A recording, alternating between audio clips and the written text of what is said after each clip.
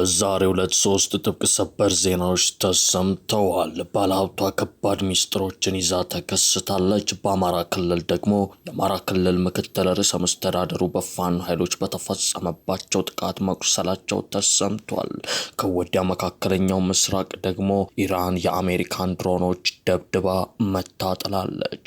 ባለሀብቷ ከባድ ሚስጥሮችን ይዛ ተከስታለች። በርካታ የፌዴራል መንግስት ባለስልጣናት በከባድ ዝርፊያ እየታደኑ መሆናቸውም ተጋልጧል። ቢሊዮን ብሮችን የሚያወጣ የነዳጅ ዝርፊያና የወርቅ ቅርምት ስለመፈጸሙም ታውቋል። ይህን ከባድ ዝርፊያ የፈጸሙ ባለስልጣናት ማንነት ስም ዝርዝርም ይፋ ወጥቷል። በዚህ ሙስና ወንጀል ከተጠቀሱ ባለስልጣናት መካከል ፍጹም የማይጠበቁ ሚኒስቴሮች ይገኙበታል። ይህንን አስደንጋጭ ሁሉም ኢትዮጵያዊ ሊሰማው የሚገባውን መረጃ በዝርዝር እናስደምጣቸዋለን። በአማራ ክልል ፋኖ ባወጀው ዘመቻ ውጊያው ተቀጣጥሏል። መንገዶች ሙሉ ለሙሉ ተዘግተዋል። ወሎ፣ ሸዋ፣ ጎጃም፣ ጎንደር ተነቅንቆ አይሏል። ሁለት ከፍተኛ አመራሮች በፋኖ ኃይሎች የተገደሉ ሲሆን የአማራ ክልል ምክትል ርዕሰ መስተዳድሩ አቶ አብዱ ሁሴን በተፈጸመባቸው ድንገተኛ ጥቃት መቁሰላቸውን የፋኖ ኃይል አስታውቋል። የክልሉን አሁናዊ የጦርነት ሁኔታ በተመለከተ የትም ያልተሰሙ ሚዛናዊ መረጃዎችን አጠናቅረናል። ተሰሙታላችሁ። ኢራን የአሜሪካን ድሮኖች መታጥላለች። ዶግ አመድ አደረገቻቸው። ቴህራን አሜሪካን አዘናግታ ጉድ ሰርታታለች። ትራምፕ በጉዳዩ በሽቀዋል። በሆርሙዝ የባህር ወሽመጥ አቅራቢያ ውጥረቱ እየተባባሰም ቀጥሏል። የኢራን ከፊል ኦፊሴላዊ የዜና ወኪሎች የሆኑት ታስኒምና ማህር እንደዘገቡት የኢራን ጦር የአየር መከላከያ ሲስተም በቂሽም ደሴት አቅራቢያ የአሜሪካ ድሮኖችን በመለየት ማውደሙን ያስታወቀው። የአዲስ ፖስት ሚዲያን የከበረ ሰላምታችን በያላችሁበት የዓለም ክፍል ይድረሳችሁ። ለአሁን የተደመጡ እነዚህንና ሌሎች መረጃዎችን በስፋት የምናስደምጣችሁ ይሆናል። ቪዲዮ ላይክ አድርጋችሁ በመጀመር አብራችሁን ቆዩ። ወደ ዝርዝሩ አመራን። ኢራን የአሜሪካ ድሮኖችን መታጣለች። ቴህራን አሜሪካን አዘናግታ ጉድ ሰርታታለች፣ ደብድባታለች። ትራምፕ በጥቃቱ በሽቀዋል። በሆርሙዝ የባህር ወሽመጥ አቅራቢያ ውጥረቱ እየተባባሰ እየተቀጣጠለ ቀጥሏል። የኢራን ከፊል ኦፊሴላዊ የዜና ወኪሎች የኢራን ጦር የአየር መከላከያ ሲስተም በቄሽም ደሴት አቅራቢያ የአሜሪካን ድሮኖች በመለየት አውድሟል ብሏል።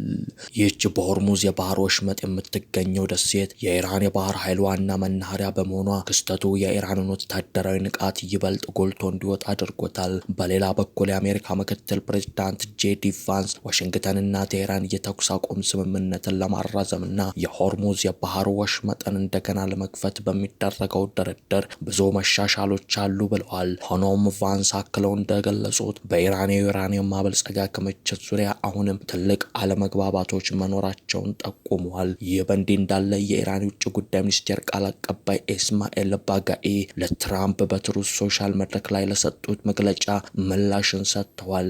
ቃል አቀባዩ የሁለቱ ሀገራት ውይይት መቀጠሉን አምነው እስካሁን የጸደቀ የመጨረሻ ስምምነት ግን የለም ብለዋል።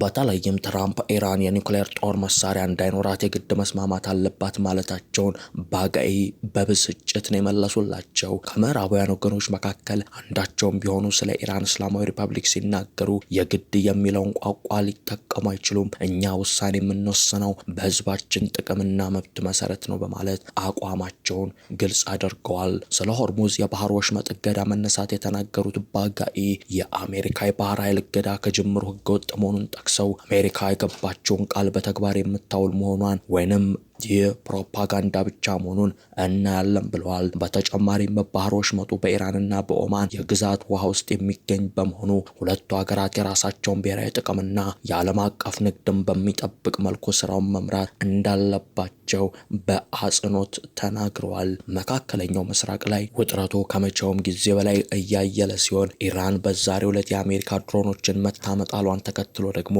ትኩሳቱ ይበልጥ እንዳይጋጋልና ወደ ዳግም ጦርነትና ግጭት እንዳያመራ ተሰግቷል። ትራምፕም እኔ ቋፍ ላይ ነኝ፣ ኢራንን መታገሴን አቆማለሁ፣ አይታ የማታውቀውን ጥቃትም እፈጽማለሁ፣ ቴህራንን ሲኦል ነው የማደርጋት በማለት እየዛቱ ይገኛሉ። ቴህራን በበኩሏ ለዚህ የትራምፕ ዛቻ ጦሯ ሙሉ ዝግጅት ማድረጉንና መዘጋጀቱን ይፋ አድርጋለች። ወደ ቀጣው ዘገባ አለፍን። በአማራ ክልል የፋኖ አማጺ ኃይል ባወጀው ዘመቻ ውጊያው ቀጥሏል፣ ተጠናክሮም ተቀጣጥሏል። መንገዶች ሙሉ ለሙሉ ተዘግተዋል። ሁለት ከፍተኛ አመራሮች በፋኖ ታጣቂዎች ሲገደሉ የክልሉ ምክትል ርዕሰ መስተዳደር አቶ አብዱ ሁሴን በምሬ ወዳጆ የሚመራው ኃይል በፈጸመባቸው ድንገተኛ ጥቃት የመቁሰል አደጋ እንደደረሰባቸው ተነግሯል። በአሁኑ ወቅት በአዲስ አበባ በሕክምና ላይ እንደሚገኙም ነው የተነገረው። ከፍተኛ ባለስልጣኑ ጭምር መቁሰላቸውን ተከትሎ ታዲያ የመከላከያ ሰራዊት ከክልሉ ኃይሎች ጋር በመተባበር የፋኖ ታጣቂዎች ላይ መጠነ ሰፊ ጥቃትን ከፍቷል። በአንጻሩ የፋኖ ታጣቂዎችን በተለይ በሸዋና በጎንደር እንዲሁም በወሎ ቀጠናዎች መጠነ ሰፊ የሚባል ዘመቻ በፊናቸው ከፍተዋል። ከዚህ በተጨማሪም በክልሉ ሙሉ ለሙሉ መንገዶች ተዘግተዋል። የአማራ ፋኖ ብሔራዊ ንቅናቄ አፋብን የተሰኘው ታጣቂ ኃይል ከሁለት ቀናት በፊት በወጣው መግለጫ ከትናንት ጀምሮ ለተከታታይ 5 ቀናት ከአምቡላንሶች በስተቀር ሁሉም መንገዶች ለተሽከርካሪ ዝግ መደረጋቸውን ገልጾ ነበር። ንቅናቄው በተሽከርካሪዎች ላይ ገደቡን የጣለው የህዝቡን ደህንነት ለመጠበቅ ሲባል እንደሆነም ገልጿል። ታጣቂ ቡድኑ በዚህ መግለጫው በአማራ ክልልና በሌሎች አካባቢዎች የተፋፋመ ጦርነት ባለበት ሁኔታ ገዢው ፓርቲ በመጪው ሰኞ የምርጫ ድግስ ማዘጋጀቱን ኮንኗል። ምርጫው ህዝቡን ባሳተፈ መንገድ እንደማይከናወንና የምርጫ ሂደትን ለማሳካት የሚያበቃ አንዳችም ቅድመ ሁኔታ ያልተሟላ መሆኑን ገዢው ፓርቲ እንደሚያውቅ ገልጾ ሂደቱን የሚያከናውነው ዓለም አቀፍ ማህበረሰቡንና ሌላውን ኢትዮጵያዊ ጭምር ለማታለል ነው ሲል ይከሳል። ከመከላከያ ሰራዊት ጋር የሚደረጉ ውጊያዎች በበርካታ አካባቢዎች ከሌላው ጊዜ በባሰ ሁኔታ ተጠናክረው ቀጥለዋል ሲል በመግለጫው ያስታወቀው አፋብን ይህን ተከትሎ በሰላማዊ ዜጎች ላይ የሚደርሰውን ጉዳት ለማስቀረት የጉዞ እገዳ የያዘውን የጥንቃቄ መልእክት ማስተላለፍ አስፈላጊ ሆኖ ተገኝቷል ሲል አብራርቷል። በባህር ዳር ከተማ የሚገኘው የኢትዮጵያ እንደ ኢንሳይደር ዘጋቢ ታዲያ ትናንት ከማለዳ 12 ሰዓት አንስቶ እስከ ረፋድ ድረስ አደረኩት ባለው የመስክ መልከታ ወደ ተለያዩ ከተሞች ህዝብ የሚያመላልሱ ሚኒባሶችና አውቶቡሶች አገልግሎት መስጠት ማቆማቸውን ታዝቤያለሁ ብሏል። በከተማዋ በሚገኙት የጎንደር በርና የጎጃም በር መናኸሪያዎችም ከሌላው ጊዜ ያነሱ ሚኒባሶችና አውቶቡሶች ያለ ስራ ቆመው ተመልክቻለሁ ብሏል። ሁለቱ መናኸሪያዎች አዲስ አበባን ጨምሮ ወደ ደብረ ማርቆስ፣ ጎንደርና ደሴ ከተሞች የሚጓዙ የህዝብ ማመላለሻዎችና መኪኖች ተሳፋሪዎችን የሚጭኑባቸውና የሚያወርዱባቸው ናቸው። ከነዚህ መናኸሪያዎች የሚነሱ ተሽከርካሪዎች ከመዳረሻቸው አስቀድሞ በሚገኙ የተለያዩ ከተሞች ለሚገኙ ነዋሪዎችም የትራንስፖርት አገልግሎትን ይሰጡ ነበር። ከባህር ዳር ወደ ጎንደር እስቴ ወረዳ ተሳፋሪዎችን የሚያጓጉዙ ሃይሮፍ ሚኒባስ ባለቤት የሆኑ አንድ ግለሰብ በትላንትናው ዕለት የነበራቸውን ጉዞ መሰረዛቸውን ለዜና ጣቢያው ተናግረዋል። ሚኒባሳቸውን በጎንደር በር መናኸሪያ ያቆሙት ተሽከርካሪ ታዲያ ከጉዟቸው የታቀቡት በአፋብን የተላለፈውን የእንቅስቃሴ ገደብ ማስጠንቀቂያ ሰምተው እንደሆነ አስረድተዋል። አሽከርካሪው እገዳውን ተላልፎ ቢንቀሳቀሱ በታጣቂ ቡድኑ እርምጃ ሊወሰድብን ይችላል የሚል ስጋት አላቸው። በትላንትናው ዕለት ከባህር ዳር ወደ ፍኖተ ሰላም መጓዝ የነበረበት አንድ የህዝብ ማመላለሻ ሹፌርም ያለውን ተመሳሳይ ስጋት ይገልጻል። የተላለፈውን እገዳ ፈርተን ስንቆም የመንግስት ስምሪቶች በቅጣት እያስፈራሩን ነው። እገዳውን ጥሰን ብንወጣ አደጋ ይደርስብናል። አይ ብለን ፈርተን ብንቀመጥ ደግሞ እዚህ መናኸሪያ ውስጥ መስራት አንችልም። በጥቅሉ አጣብቂኝ ውስጥ ነው ያለነው ሲል አሽከርካሪው ያሉበትን አስቸጋሪ ሁኔታ አስረድቷል። ይህንን ሀሳብ እንደ እርሱ በጎጃም በር መናኸሪያ ቆመው የሚሆነውን የሚጠባበቁ ሌሎች ሹፌሮችም አስተጋብተዋል። በጎንደር በር መናኸሪያ በቡድን ሆነው ቆመው የኢትዮጵያ ኢንሳይደር ዘጋቢ ያገኛቸው አሽከርካሪዎችም ተመሳሳይ አስተያየት ሰጥተዋል። እነዚህ አሽከርካሪዎች በአሁኑ ወቅት በአማራ ክልል በሁሉም አቅጣጫዎች የሚደረጉ እንቅስቃሴዎች በአጣብቂኝ ሁኔታዎች የተሞሉ ናቸው ሲሉ ይስማማሉ።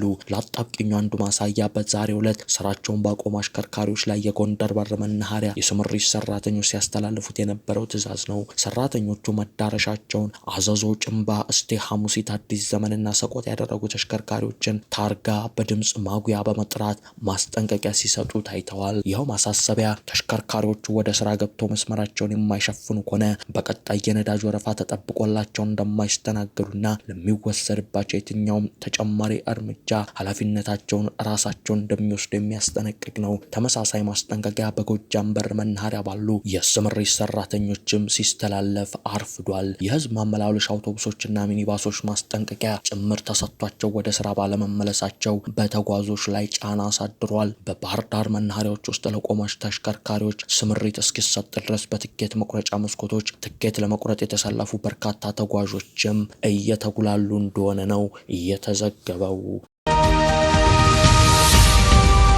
ወደ መጨረሻው ዘገባችን እናመራለን።